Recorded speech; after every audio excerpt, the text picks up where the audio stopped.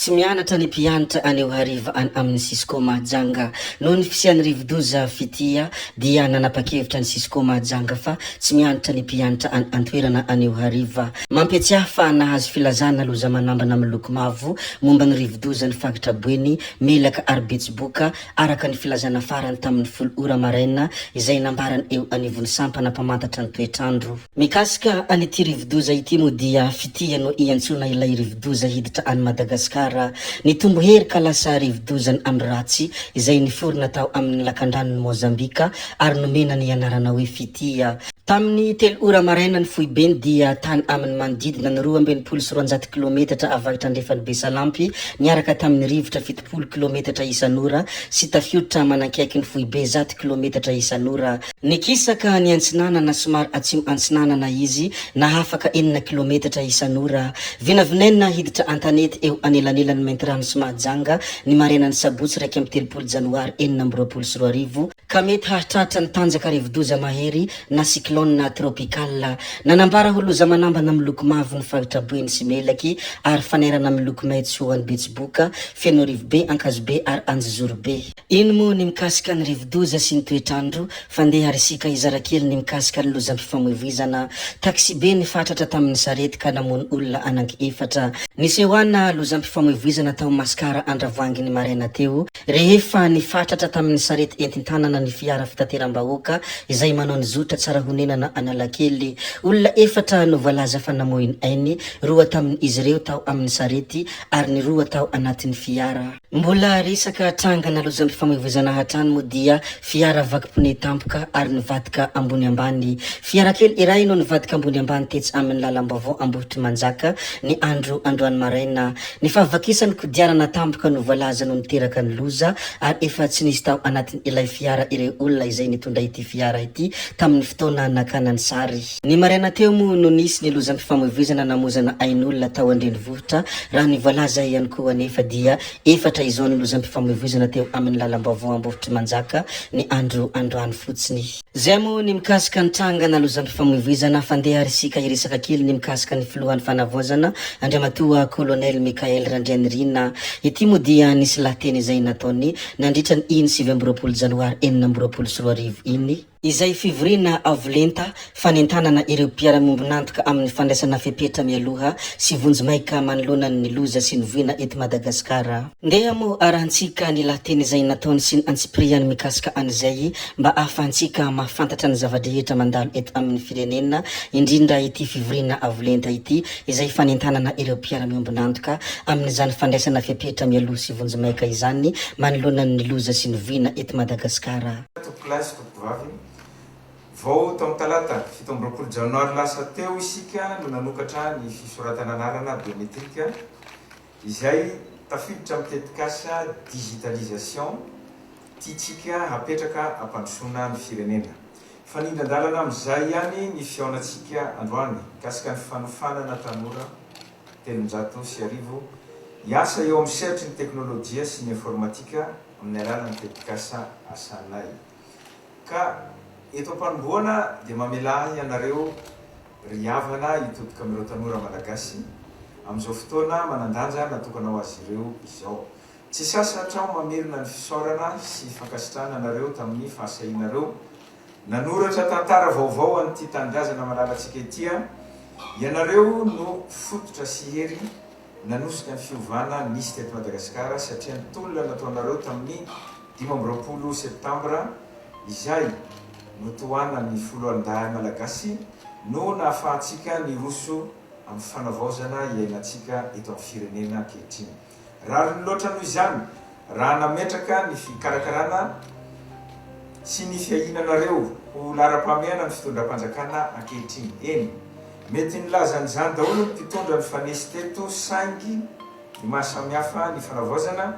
dia tsy mijanona ho kabary fotsiny ihany ny fanomezan-danja sy ny fanomezan-kasina anareo fa arahana asa ny vaingana sy hita maso. Raisiko ohatra ny asa foiezaka na mahana ny olana jiro sy ny rano teny amin'ny université toerana fandratoan'ny tanora fianarana mba tonga ambony no nanomboana ny asa amin'ny fanaovana forage sy fametahana panneau solaire. na ioezaka fampidinana ny saran'ny connexion io koa aza dia ianareo tanora no anisan'ny mahazo tombotsoa mivantana aminy satria ianareo no mpampiasa voalohany ny internet amin'ny sehatra rehetra na fianarana na fifandraisan-davitra na fialam-boly ary zao tetikasa lehibe atrehitsika androany zao koa dia natokana tanteraka na hoe exclusivité ho anareo tanora eno koa fa misy aminareo no mahatsiaro ho natao ankilabao na voahilika taorian'ny tolona ka milaza fa very fanantenana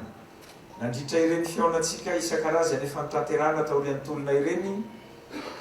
dia mazava tsara ny afatrareo manao hoe tsy mitady toerana mandalo izahay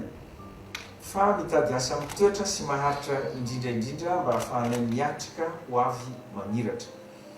ka araka ny fiteninareo dia eo indrindra isika izao ry tanora malala ny antony lehibe anaovana izao toetikasa izao dia ny azahoana asa rehefa tapitra ny 12 volana anaovana fiofanana averiko indray fa tanora 350 no misitraka an'ity asana ity izay efa voalaza teo aloha teo moa zany ary antenaiko fa santatra mba varano ihany izy ity fa rehefa mandroso tsara ny firenetsika izany no antony ezaka rehetra ataotsika dia hitombo hatrany famoronana asa sy ny fidiram-bola ho an'ny tanora mitetika sasanay araka nefa voalaza teo dia fiofanana maimaim-poana mifanaraka amin'ny filan'ny mpampiasa ary efa ny tanora miditra amin'ny sehatry ny asa aty ampanomboana mitetikasa dia manome toromarika entitra amin'ny tompona andraikitra aho aoka mba adio sy mangarahara tanteraka ny fidirana andray anjara amin'ity fiofanana ity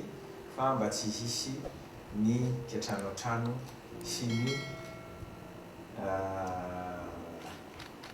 inona moa zany ny havana ihany no mena toerana aoka zany mba tsy hisy amin'ity zavatra ty fa aleo mba tanora tena mitady ny asa sy mianatra nandritra ny fotoana ela no metsika ny asa manaraka zany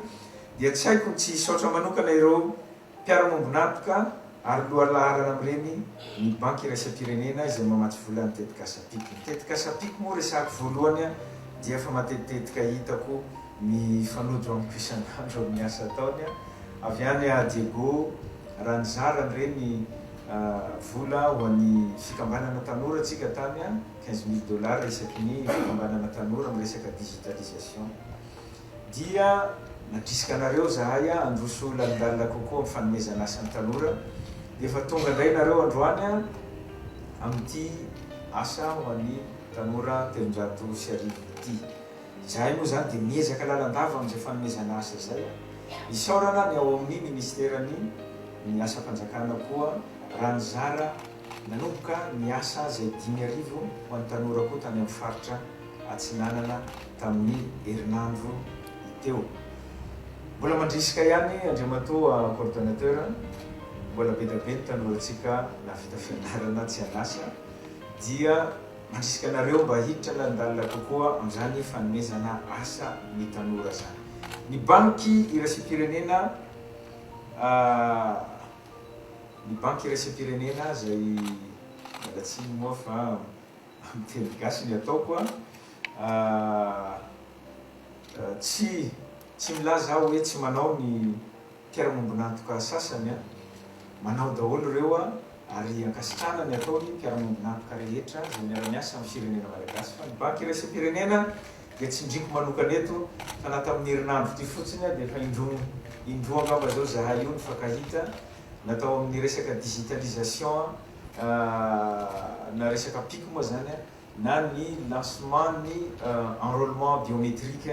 dia mbola ny banky iraisam-pirenena no mamatsy amin'izany vola zany ary tiako fantatra eto zay tsy voalazako tany Diego ny zavatra ohatran'izany tsara ho marina fa misy pont anankiroa mampikaikaiky ny vahoaka ny Diego amin'iny lalana iny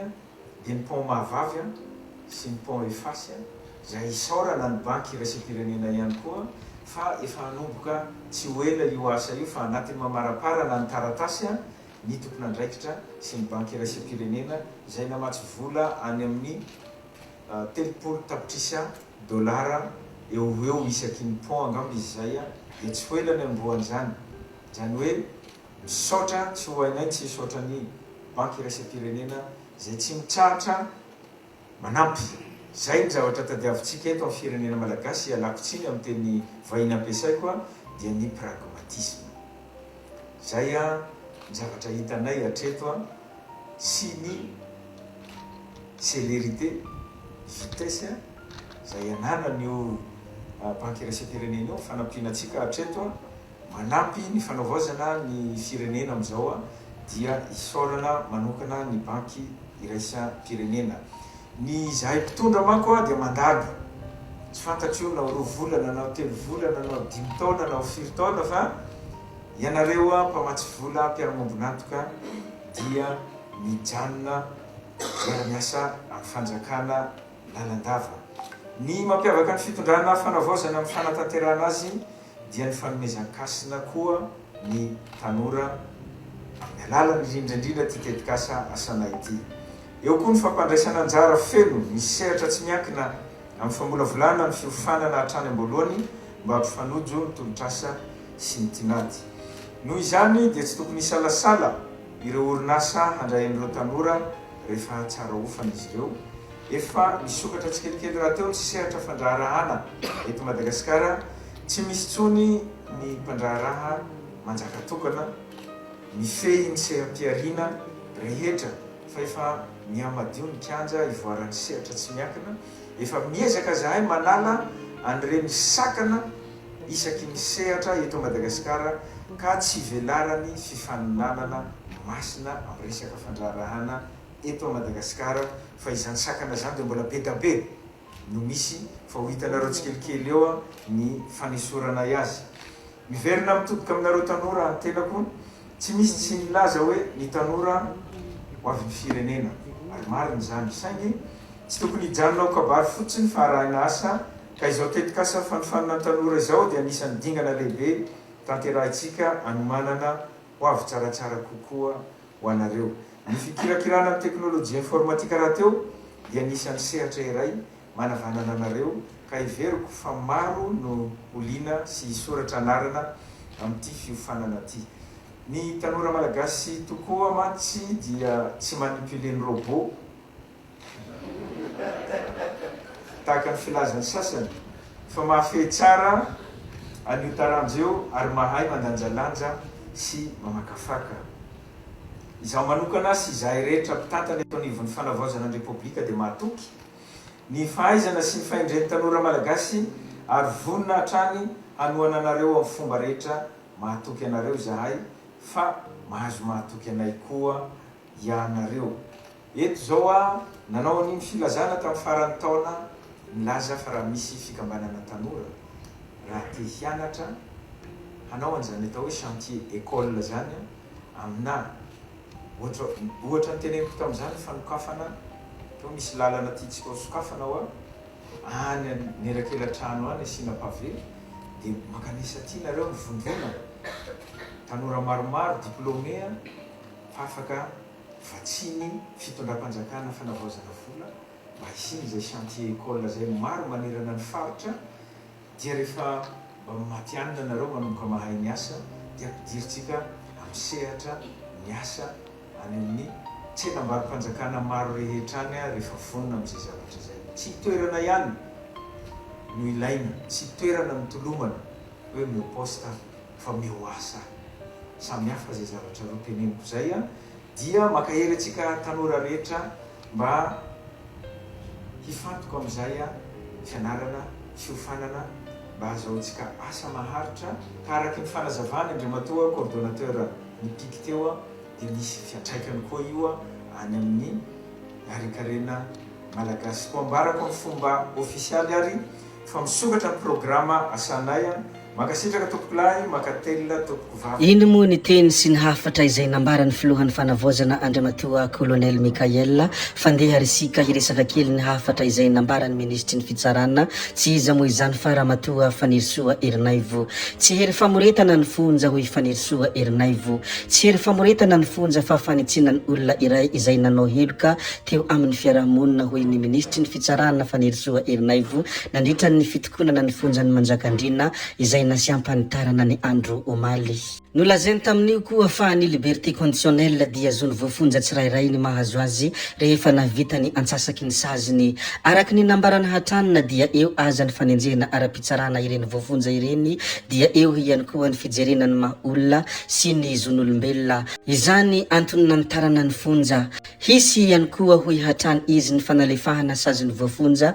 amin'ny alalany fampanaovana azy ireny ny asa ilainy be sy ny maro nanampy tamin'ny nentinanana izao fanitarana izao ihany koa moa ny AFD araka ny voalaza hatrany somary efa betsabetsaka moa ny zavatra izay efa nolazaintsika tato anatin'ity video anankiray ity ry tompoko vavy sy tompoko lahy raha fitipitínina ireo rehetra izay efa voalaza dia niresaka mikasika ny rivodoza moa isika teo sy ny toetrandro ary niresaka ihany koa ny mikasika ny hoe tsy mianatra ny mpianatra any amin'ny Cisco Mahajangany anio ariva niresadresaka ihany koa ny mikasika ny trangana lozam-pifamoivoizana isika izay nafakesana olona tato ihany koa isika niresaka ny mikasika ny teny izay nambarany filohan'ny fanavoazana Andriamatoa Colonel Mikael Randrianirina sy ny hafatra izay nambarany niresaka ihany koa ny mikasika ny ministry ny fitsarana Ramatoa Fanirisoa Erinaivo ka hoya hoe betsaka ny zavatra izay efa voalaza ka tsy valamparana intsony ajanona tsika hatreko ny videontsika ry tompoko vavy sy tompoko lahy koa dia mankasitraka anareo na vitany haino hatramin'ny farany ary mbola manentana anareo foana ny mbola hanaraka ny video manaraka izay alatsaka iato ny sesisesy